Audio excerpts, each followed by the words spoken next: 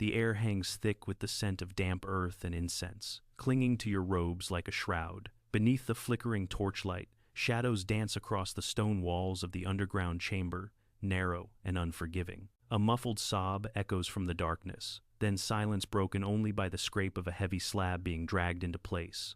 She stands there, alive but already entombed, her white veil stark against the gloom.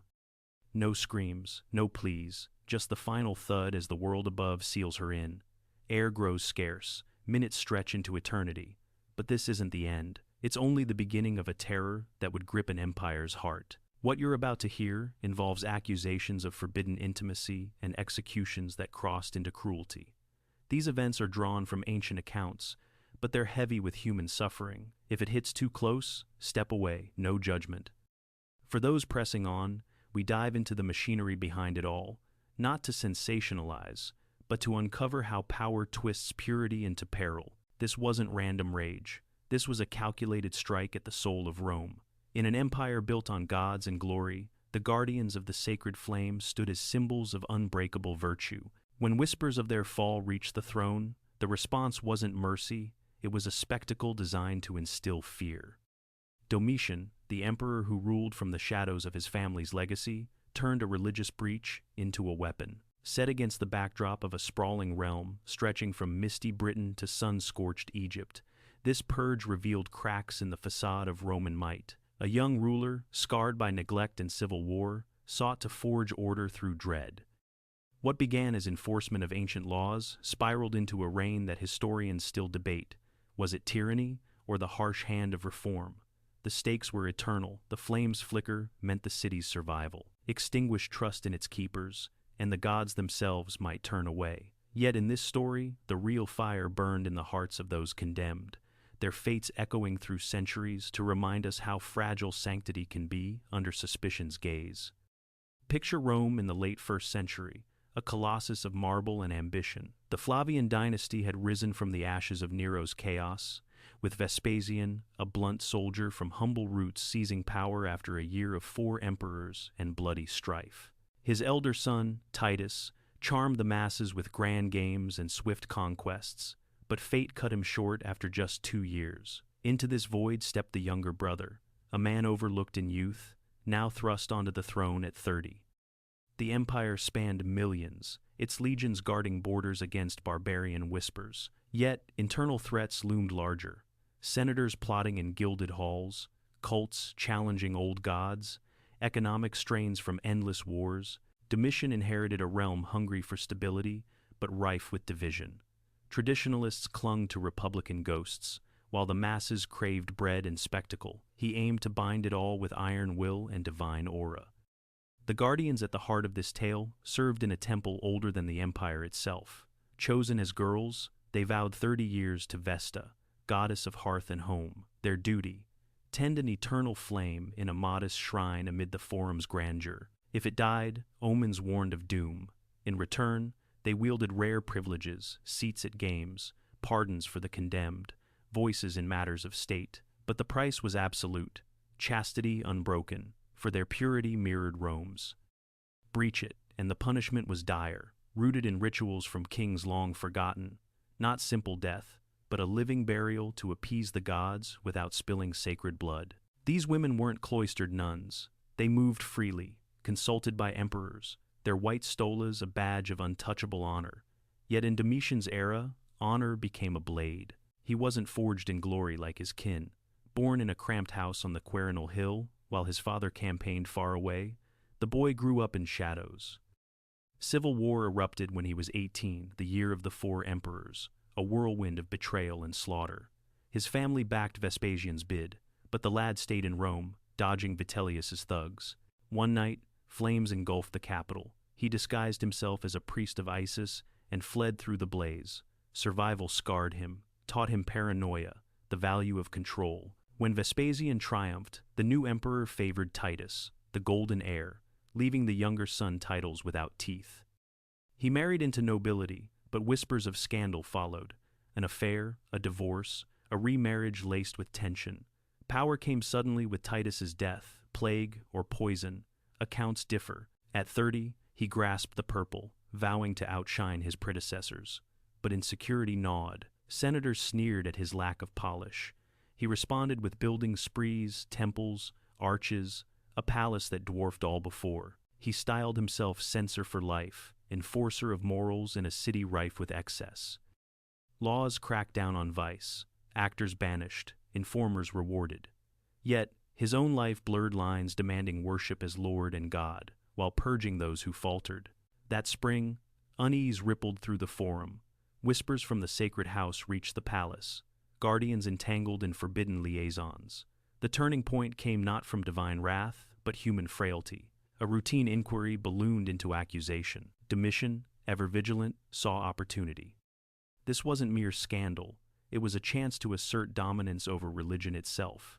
As Pontifex Maximus, he held sway over priesthoods. The breach struck at the core. If even the flame's keepers strayed, what hope for the realm? He convened the college of priests, his face stern under the laurel crown. Judgment fell swift. But beneath the piety lurked calculation, a public cleansing to rally the masses, cow the elite. The empire watched as the machinery whirred to life. The sun beat down on the forum that day, dust swirling around, merchants hawking wares and senators in hurried togas. Amid the bustle stood the temple, its round form a quiet anchor. Inside, the flame crackled softly, tended by women whose lives balanced privilege and peril. One among them emerged as the focal point, a woman in her prime, elevated to lead her sisters. Her background spoke of Rome's layered society. Born to a family of means, selected young for her poise and lineage. For years, she had woven spells of ritual, her hands steady on the sacred tools. Mornings brought offerings, evenings, vigils by the fire. She counseled matrons, guarded wills, her word carrying weight in courts. Life wasn't isolation, feasts attended, games watched from honored seats. Yet, the vow bound her. No touch, no desire beyond duty. In quiet moments, perhaps she gazed at the stars, wondering at paths not taken. Friends outside the order shared tales of family, love. She listened with a smile that hid deeper yearnings. What drew her to risk it all? A glance at a festival, a whispered conversation turning intimate. The man, a tutor of rhetoric, known for eloquence, crossed her path in the temple's shadow. Their meetings, clandestine at first, grew bold. But Rome's eyes were everywhere. Tension built like storm clouds over the Tiber. Informers, greased by imperial favor, fed scraps to the palace. A servant's slip, a neighbor's suspicion, threads woven into indictment. The college assembled in solemn hall, air thick with myrrh. Domitian presided, his gaze piercing. Evidence mounted, testimonies coerced, perhaps, but damning. She denied at first, voice steady, invoking her service. The choice loomed, confess or face the right. Resistance hardened his resolve. This wasn't about one soul. It was the system asserting purity's price. Priests debated in hushed tones, scrolls unrolled, citing ancient precedents. Outside, crowds gathered, murmurs of outrage mixing with fear. She had days to prepare, confined to quarters where the flame mocked her fate. Friends slipped messages, urging flight. She refused, bound by oath even in breach. The man, seized separately, faced his own reckoning. What passed in those final hours? Regret, defiance, a fleeting embrace in memory. The procession wound through silent streets at dawn. Torchbearers led, their flames pale against the rising light. She walked unbound, veil drawn, flanked by priests in white. No chains tradition demanded she enter willingly, a fiction to absolve the executioners. The site lay just inside the walls, a field scarred by prior rites. A pit yawned open, narrow as a grave, stocked with bread, water, a lamp, a cruel nod to life prolonged. Spectators kept distance, awe, muting their whispers. Domitian observed from afar. His presence felt like thunder. Words were spoken, invocations to Vesta, pleas for forgiveness. She descended steps carved into earth, composure cracking only in the dim.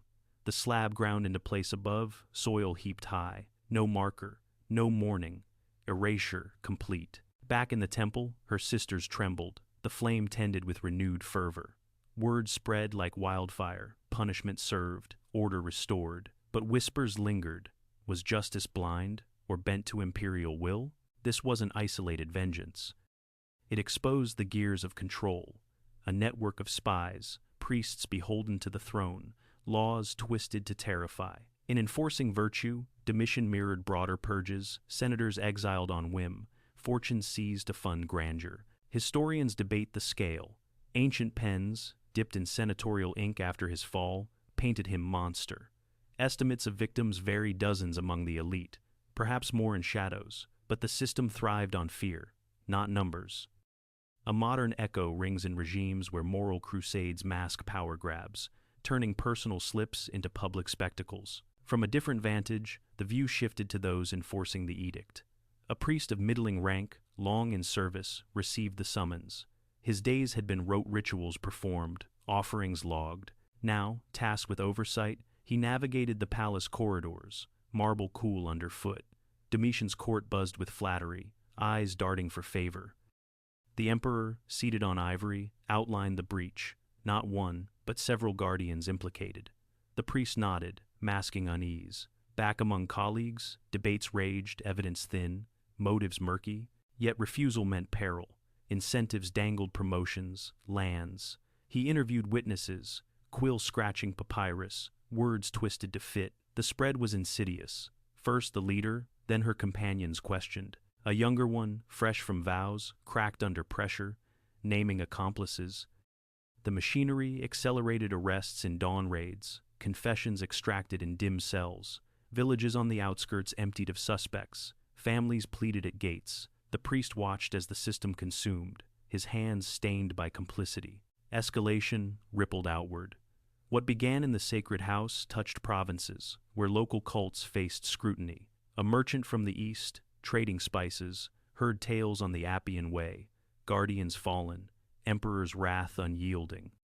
He paused at a tavern, ale bitter on his tongue, listening to travelers spin yarns.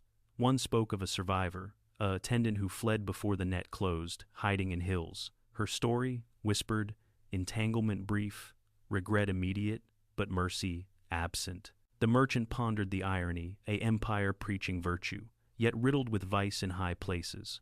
Amid horror, a breather, birdsong in olive groves, a child's laughter defying the gloom. But the purge pressed on, different angles exposed.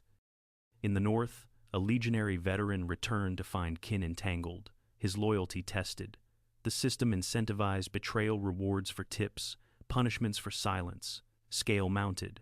Not thousands slain, but trust eroded, communities fractured, whole orders scrutinized, reforms imposed. Domitian's hand guided it all, his paranoia fueling the fire. Yet even machines falter. The climax brewed in the palace, where overreach sowed seeds of downfall. Time slowed as the final accusation landed another breach, or perhaps reprisal for earlier leniency. The emperor, pacing gilded halls, demanded rigor. Priests convened again, air heavier now. The victim this time, a pair of sisters in service, their bonds tested. Lead-up dragged interrogations endless, denials fervent. The crucial moment stretched. Domitian's decree, unyielding. Descent into the pit, lamps flickering, earth closing in. Implication hung thick, no need for details. The mind filled voids. But the crack appeared. Public murmur turned to outrage. Senators, chafing under his gaze, plotted in whispers. A witness, once loyal, wavered, his testimony leaked, fueling dissent. What broke wasn't just lives, but the facade.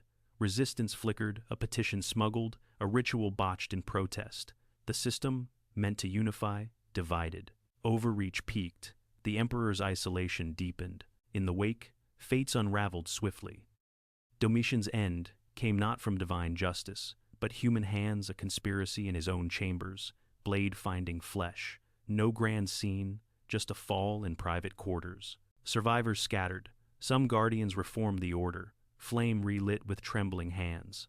The community mended slowly, scars hidden under new rituals. Power shifted to Nerva, an elder statesman promising calm. Long-term, the dynasty crumbled, the Flavians' light extinguished.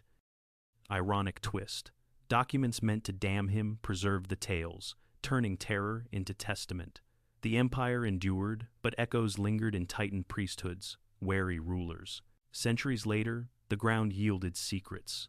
In the shadow of the Colosseum, excavators in the late 19th century unearthed the sacred house, A scholar from Italy's rising academies led the dig, tools scraping away layers of time. What emerged? Foundations of the atrium, statues of veiled women gazing eternal. Inscriptions whispered names, pottery shards spoke of daily rites. It proved the site's sanctity, bridging myth to mortar. A hoard of coins from later eras hinted at continuity, even after pagan flames dimmed. Tangible now, visitors trace the paths where vows were kept or broken. Human touch. A worker's diary noted the thrill of first reveal, dust giving way to marble grace. Why does this endure? It teaches how power cloaks cruelty and piety, turning guardians into targets. A grounded parallel. In eras of moral panics, from witch hunts to modern inquisitions, systems devour their own under guise of protection. The universal truth. Humanity's drive for purity often births perversion, resistance born from the buried. Fragile flames flicker on, guarded not by vows, but memory. Return to that chamber, now silent earth. What changed? The woman within didn't vanish. Her story clawed through soil to light. Those meant to disappear endure in scrolls, stones, whispers across ages. They survive because voices like yours carry them forward. You listened, now they breathe again. If this stirred something, share in the comments. What echoes do you hear in today's world? Subscribe for more threads from history's dark weave. And in the end, it's not the flame that lasts, it's the spark of truth we refuse to let die.